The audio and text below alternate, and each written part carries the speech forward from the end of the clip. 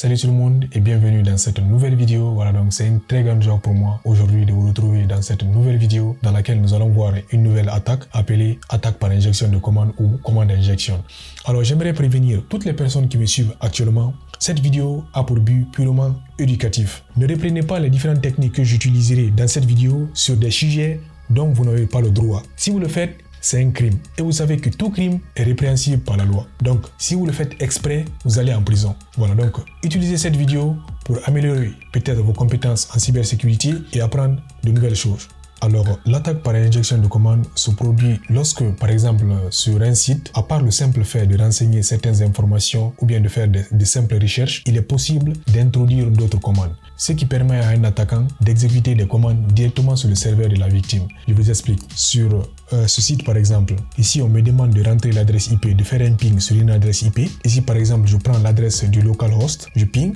Voilà, donc ici, quand je fais un ping, vous voyez que tout marche très bien. Mais à part le simple fait de faire un ping aussi, je vais voir si je peux ajouter encore une nouvelle commande. Donc ici, je vais par exemple ajouter la commande whoami. Whoami, c'est pour connaître l'utilisateur actuel. Donc, je vais voir si je peux avoir encore une autre information. Donc ici, j'ajoute avec l'opérateur point virgule. Donc, vous devez aussi connaître les opérateurs à Linux. Donc, une petite parenthèse. La cybersécurité, c'est pas pour les débutants en informatique. Donc, vous devez connaître d'abord le Linux. Je l'ai dit dans ma précédente vidéo. Donc, il faut d'abord apprendre les commandes Linux pour que vraiment vous commenciez votre carrière en cybersécurité. Donc, ici, je rajoute avec l'opérateur point virgule et puis j'ajoute la commande whoami. Donc, je vais voir avec ça si réellement ce site est vulnérable à cette commande. Donc, j'envoie cette commande. On va voir ce qu'il me donne. Voilà. Donc, ici, vous voyez que, à part le simple fait que je fasse un ping sur l'adresse IP du localhost, et puis il me donne aussi l'information sur l'utilisateur actuel. Donc, il me dit que l'utilisateur actuel, c'est le www.data. Donc, dans cette vidéo, nous allons voir comment exploiter au maximum cette vulnérabilité. Donc, j'ai choisi encore comme serveur le serveur DVWA. Donc, je l'avais choisi dans ma précédente vidéo. Donc,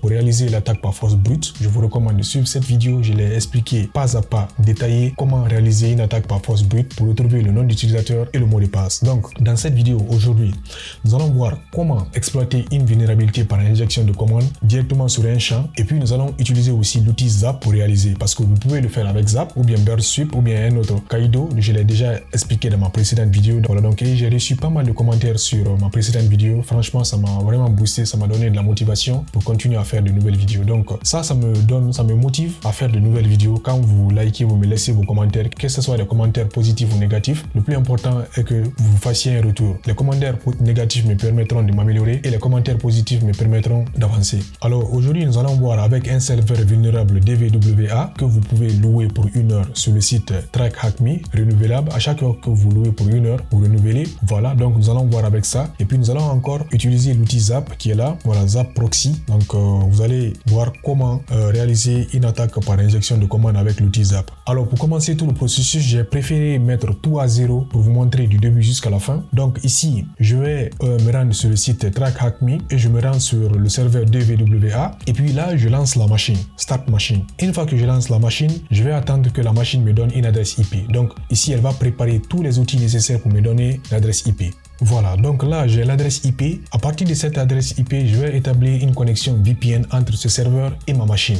Alors je vous ai dit dans ma précédente vidéo, vous ne pouvez pas réaliser une attaque sur une machine sans que vous soyez en contact avec cette machine. Donc ici je vais établir une connexion VPN entre cette machine et mon Kali Linux, parce que là je travaille sur une machine Kali Linux. J'ai oublié aussi de le signaler au début. Voilà, alors ici d'habitude il me présentait un moyen pour établir une connexion VPN. Alors vous pouvez sur ma précédente vidéo, je vous montre comment établir une connexion VPN entre votre machine Kali Linux et le serveur DVWA. Alors ici je ne sais pas pourquoi ils m'ont enlevé cette option, mais j'ai déjà d'autres fichiers de connexion VPN. Donc là, il vous suffit de venir dans votre terminal, d'installer bien sûr OpenVPN, et puis le fichier que vous allez télécharger, il suffit de faire un sudo OpenVPN sur le fichier là. Donc le fichier que j'ai téléchargé, c'est le fichier qui se présente là. Donc une fois que vous avez établi une connexion VPN entre votre machine et le serveur, vous vous rendez dans votre navigateur, voilà, et puis là, vous rentrez l'adresse IP qui est là, vous copiez cette adresse IP, vous venez dans votre navigateur, et puis là, vous collez, et puis vous rentrez par le port 80. Voilà, donc une fois que vous rentrez par le port 80, il va vous demander de rentrer le nom d'utilisateur et le mot de passe. Je vous ai montré dans ma précédente vidéo comment réaliser une attaque par force brute pour retrouver ce nom d'utilisateur et le mot de passe. Donc on a vu que le nom d'utilisateur était admin et le mot de passe c'était password. Voilà, donc ici je tape sur login. Voilà, donc ici, une fois que vous avez accès au serveur, vous venez dans Security. Je vais commencer d'abord par le niveau low, le bas niveau. Donc, je mets sur Submit. Et puis là, je viens sur Command Injection.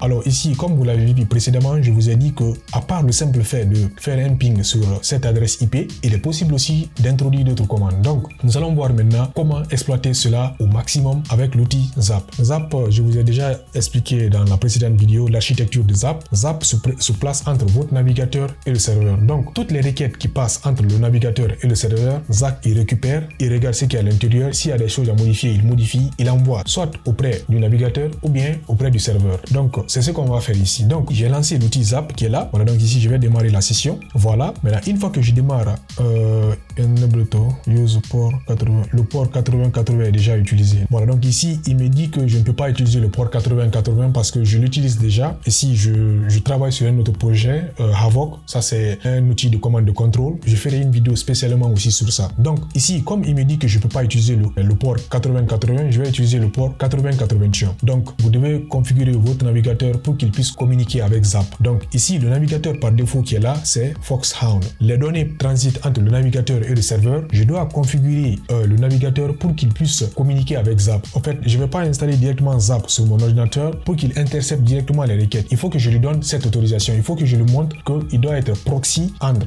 le navigateur et le serveur. Voilà, donc pour ce faire, vous venez dans votre navigateur au niveau des settings. Voilà là, au niveau des settings, vous venez dans la barre de recherche au niveau du proxy. Ici, il a automatiquement fait parce qu'ils étaient déjà connectés. Donc ici, je laisse sur OK. Comme ici, j'utilise Foxhound, je vais mettre cette adresse IP qui est là. Voilà, ici, cette adresse IP qui est là. Et puis, je rentre par le port 80. 80, ça, c'est pour le protocole HTTP. Donc ici, je rentre admin et puis je rentre password. Voilà. Ici, je mets sur continue to target.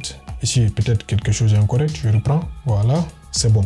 Voilà, donc maintenant ici, je refais la même chose. Vous vous rappelez, j'avais fait cela avec le navigateur Firefox. Ici, j'utilise maintenant Foxhound parce que c'est Foxhound qui communique avec Zap. Une fois que je mets sur le niveau sur low, je viens dans commande injection. Voilà. Maintenant là, comme vous pouvez remarquer, tout ce que j'ai fait là, Zap, il a tout récupéré. Donc, quand je viens dans historique, tout ce que je viens de faire là, j'ai rentré le mot de passe au niveau de poste, j'ai mis le niveau de sécurité sur low. Tout ce que j'ai fait, Zap, il a tout récupéré. Du fait que je me suis inscrit avec le mot de passe admin et password. Donc, Zap, c'est un intercepteur de requêtes. Donc là, je vais mettre tout cela à 0. Voilà, nouvelle session. Je vais créer une nouvelle session pour que tout soit propre. Voilà.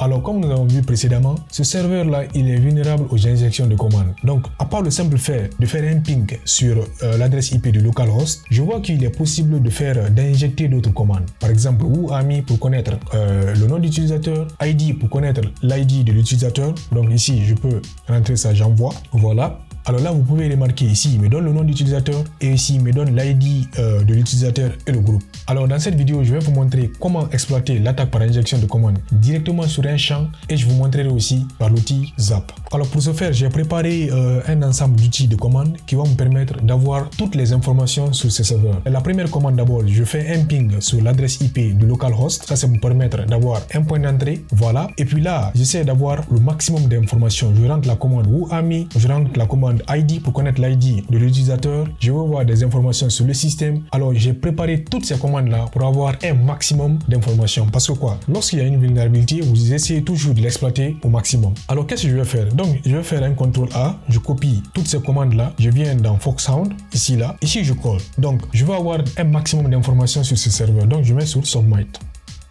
Alors, comme vous pouvez le remarquer, il m'a donné toutes les réponses que je veux. Ici, au niveau de l'utilisateur courant, c'est www.data. L'identifiant de l'utilisateur, c'est l'ID de l'utilisateur, c'est 33 et le groupe aussi, c'est 33. Le nom de la machine, elle est là, IP10 114. Toutes les informations que je lui ai demandées, il m'a tout donné. Alors, ça, c'est un peu l'idée de l'attaque par injection de commande. Si, par exemple, un site ne filtre pas les différentes requêtes, il est possible de réaliser une attaque par injection de commande. Donc, ici, vous pouvez le remarquer, il me donne toutes les informations, voire même des informations qui sont très sensible. Ici au niveau du PHP, je peux avoir le nom d'utilisateur et le mot de passe. Voilà, il me donne toutes les informations, même la version du noyau. Ça, c'est des informations qui vont me permettre soit de compromettre le système ou bien de faire une élévation de privilèges et soutirer certaines informations. Donc ici, vous avez remarqué, en combinant cette panoplie de commandes, j'ai pu avoir toutes les informations que je veux sur ces serveurs. Alors ici, vous avez vu comment réaliser une attaque par injection de commande directement dans le champ. Maintenant, nous allons faire cette attaque par injection de commande avec l'outil Zap. Maintenant ici, je me rends dans Zap. Voilà. Ici, je vais mettre tout à 0. Voilà, je vais faire une nouvelle requête. Je vais faire un ping, envoyer la requête pour récupérer sur Zap. Voilà. Voilà, donc ici, j'ai envoyé la requête.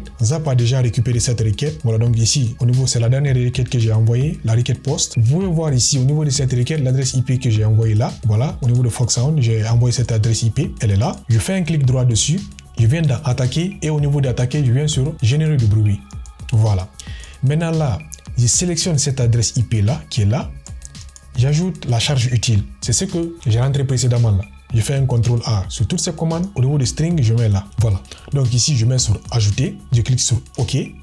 Voilà. Voilà, donc là, j'écarte ça un peu. Voilà. Vous pouvez remarquer ici l'adresse IP et la charge utile qui est là. Ils ont la même couleur. Ça signifie que à la place de l'adresse IP, j'ai mis la charge utile. En fait, ça, c'est un peu le payload. Les différentes commandes qui sont là-bas, là. En fait, je les ai mis à la place de l'adresse IP. Donc, c'est ces commandes-là qui iront maintenant à la place de cette adresse IP. Donc, je mets sur démarrer le fuseur. Voilà, donc comme vous pouvez le remarquer, Zap, il a effectué cette opération en quelques secondes. Ça a été très rapide. Voilà, donc là, je viens dans la balise pré et j'ai toutes les informations aussi. Donc ça, c'est la réponse du ping. Voilà. Ici, le nom d'utilisateur courant, c'est là. Voilà. Le nom de la machine, toutes les informations dont vous avez besoin. Vous avez tout ce qu'il faut. Maintenant, nous allons voir une autre approche. Supposons par exemple que le serveur soit un peu sécurisé. Au fait, on augmente un peu le niveau de sécurité. Nous allons voir si tout va marcher aussi. Donc là, au niveau du niveau de sécurité, je vais un peu augmenter. Je vais mettre sur medium. Et puis là, je mets sur submit. Au niveau de l'injection de commande, je viens là. J'essaie de rentrer cette commande-là. Et puis j'envoie. Il me répond tranquillement, il n'y a aucun problème. Maintenant, je vais essayer de combiner avec une autre commande. J'envoie.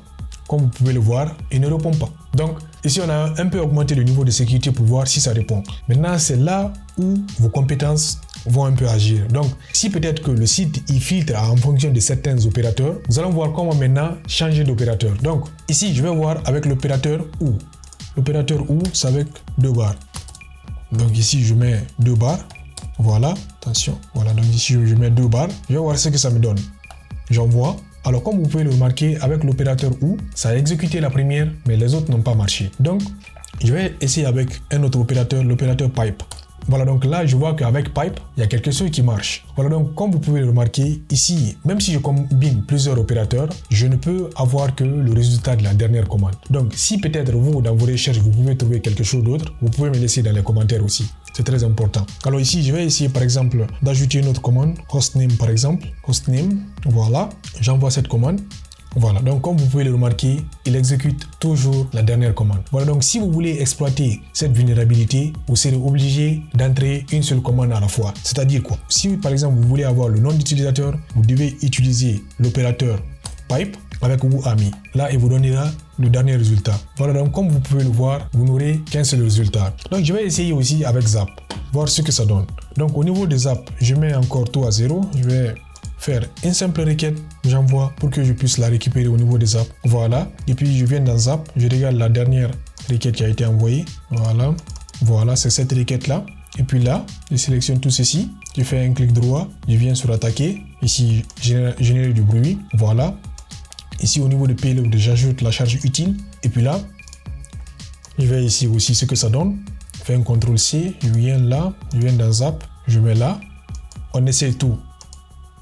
Voir si Zap aussi pourra me donner quelque chose.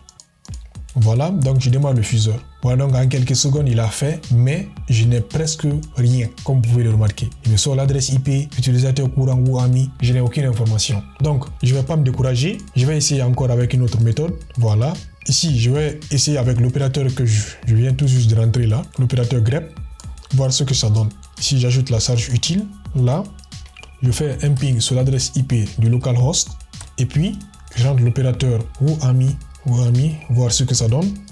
Voilà. Et je rentre ID. Je mets sur ajouter. Clique sur ajouter. Voilà. Donc ici, tout est correct. Je clique sur démarrer le fuseur. Et voir ce qu'il me donne. Voilà. Donc comme vous pouvez le remarquer avec le fuseur, je n'ai aucun résultat. Voilà.